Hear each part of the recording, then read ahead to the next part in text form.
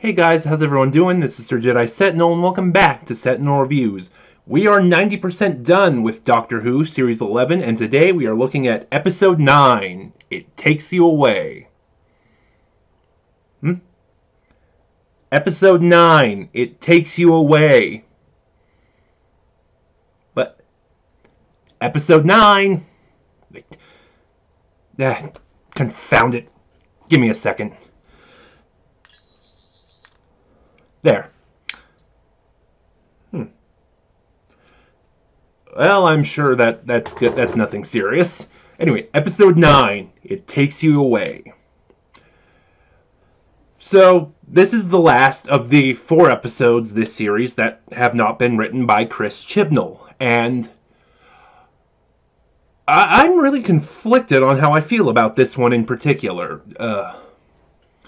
I mean, there are things I really like, and then there are things that aren't bad. I'm not sure how to feel about them. I don't even know how to summarize this episode, so, there's always a spoiler warning in place, because I do this unscripted, and I never know when I'm going to get to the spoilers, so I'm just going to jump right in. And I'll start with the thing I know was good, the Doctor. Now, I recently have been rewatching some of the earlier episodes of Series 11. Next week, after the finale, I'm going to do the top 5 best and worst episodes of Series 11. And, because holiday specials don't count as part of a series, they're their own thing, so I'm not counting the New Year's Day special. And one of the things I noticed with Jodie is, in my initial reviews, I said she didn't really sell me until, I think it was Rosa. Anyway, she didn't sell me for her first few episodes, but watching it again, starting with, she is really good. Of all the weak points of Series 11, she is not one of them. Episode 1, The Woman Who Fell to Earth. She hits the ground, pun intended, and she just takes off running. And then, in Episode 2, The Ghost Monument, she keeps that momentum going. She is still spectacular. She's still on that run. And then episodes 3 through 5, Rosa, Arachnids in the UK, and the Tsuranga Conundrum, that's where she stagnates.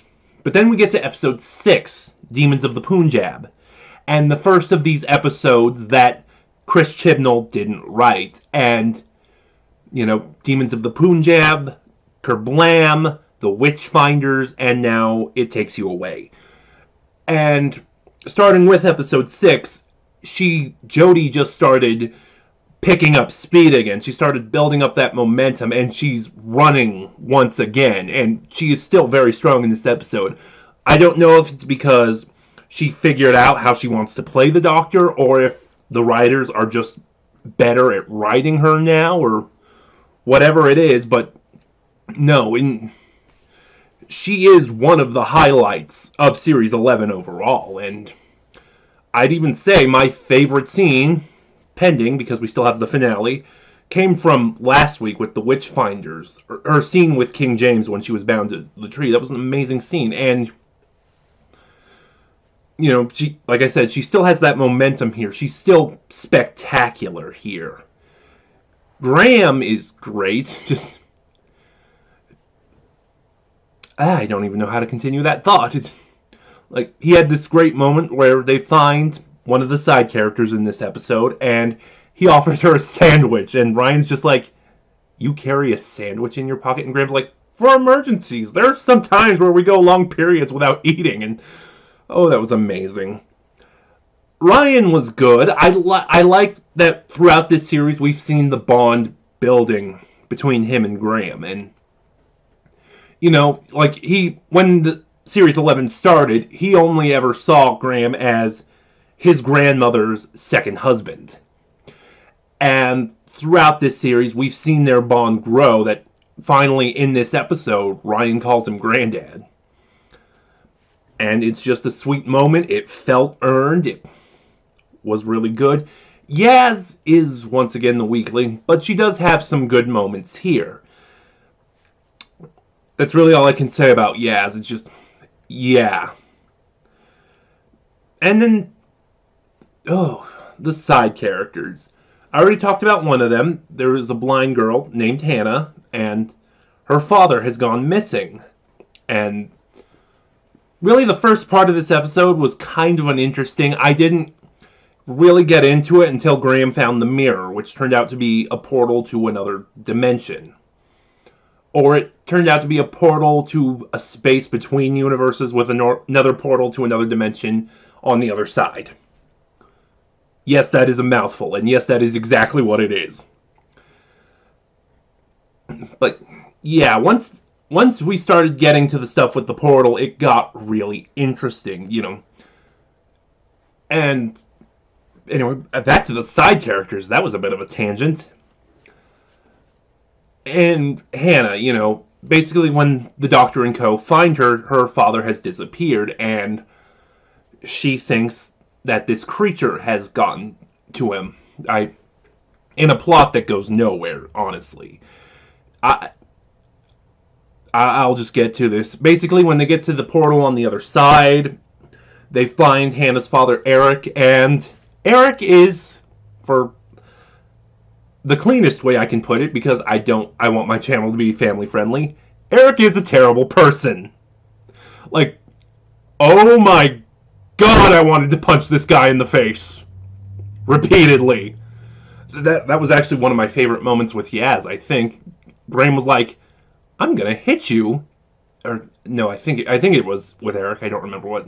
Graham was like, I'm gonna hit you, and then Yaz was like, no you're not, I am. Yeah. And I get where he's coming from. Hannah is blind, they've lost their mother. Hannah's lost her mother, Eric's wife, but oh my God, this man is ugh. Yeah. And the other side character I can't talk about with getting more into the plot. So, speaking of the plot, this space between the two portals that I was just talking about, the anti-zone it's called, and you really had two things going on in this story, three things that didn't just gel together. Like you had the stuff with Hannah, and her father told her there was this beast outside, and they could hear it roaring, and, her father disappeared looking for this beast. Yeah, about, I think a third of the way into the episode, Ryan finds out it's speakers playing this roaring sound because Hannah's father, Eric, didn't want her to go outside, to venture away from the home. Father of the freaking year!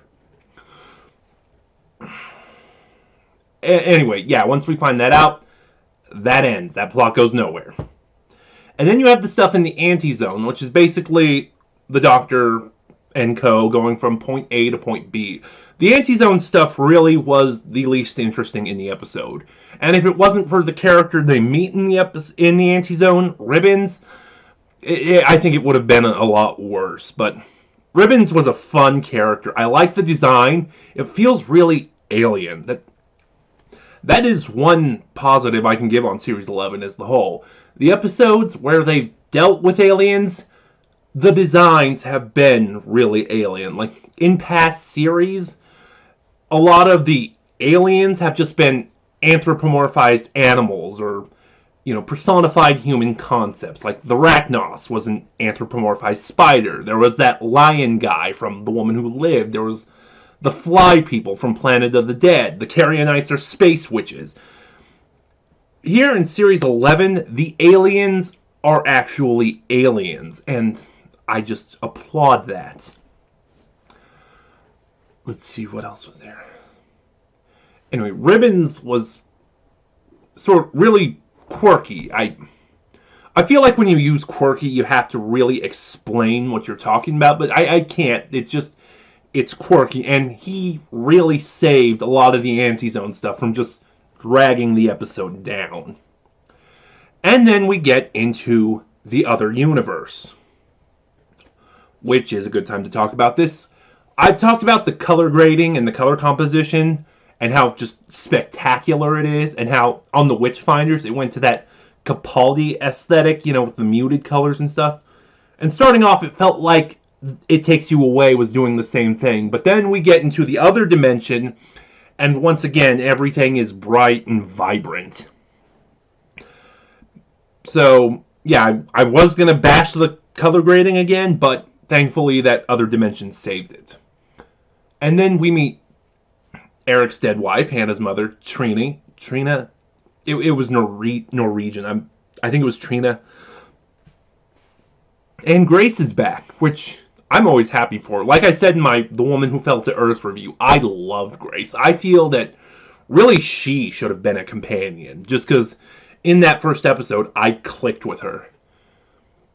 And then we get, sort of the reveal that this is the... Let me look at my notes because I want to make sure I get it right. Solitract. According to a tale told by one of the Doctor's 7 grandmothers, I'm not really going to comment on that. Just because I don't know, again, I don't know how I feel. A lot of this episode, I'm not sure how I feel about it. The Solitract was a sentient universe that had to split itself off from our universe in order so that both universes could exist. And basically what happened is the Solitract got lonely and tried to lure our universe back to it. Now, the idea of an entire sentient universe, I love that idea. It's really...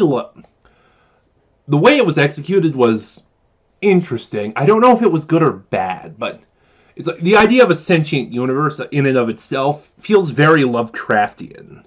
Because, one of Lovecraft's themes with, the Elder Gods and the Cthulhu mythos is that there's this sense of existential horror with how insignificant mankind is in the grand scheme of things. Unfortunately, the Solitract doesn't go this route, but I like the route it was going to. Let's see.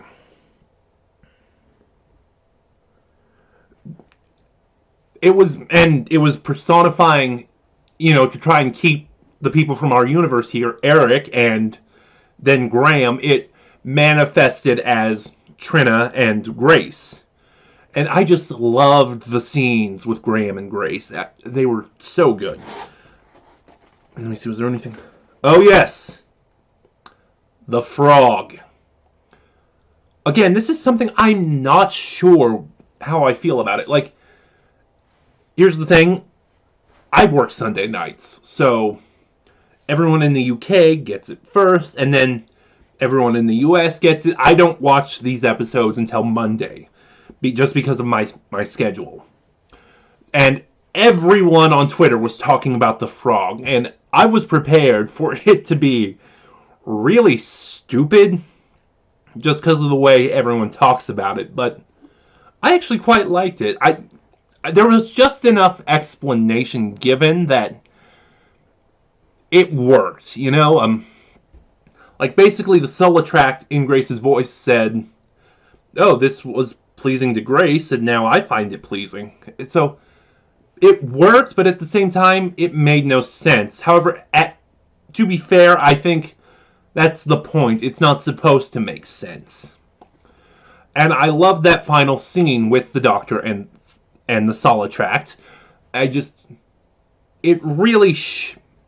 like I said, if Jodie hadn't built up that momentum again, starting in episode 6 from where she stagnated, this wouldn't have worked as well. Overall, It Takes You Away, blanked on the name for a second, is confusing, but in the best possible way. There are things I really like, and like I said, the things I don't like, I don't dislike, I'm just unsure about. And because of that, because I feel I need a second watch, I'm going to give It Takes You Away a 5 out of 10. But those are just my thoughts. What were yours? Drop a comment below. Remember to like, comment, subscribe, and then click the little bell next to subscribe to get notifications when I upload. because subscribe doesn't do that anymore. Also, in the description box below, you'll find the link to my Twitter where you can follow me and get updates on the channel. This is Sir Jedi Sentinel, and I'll see you guys next time.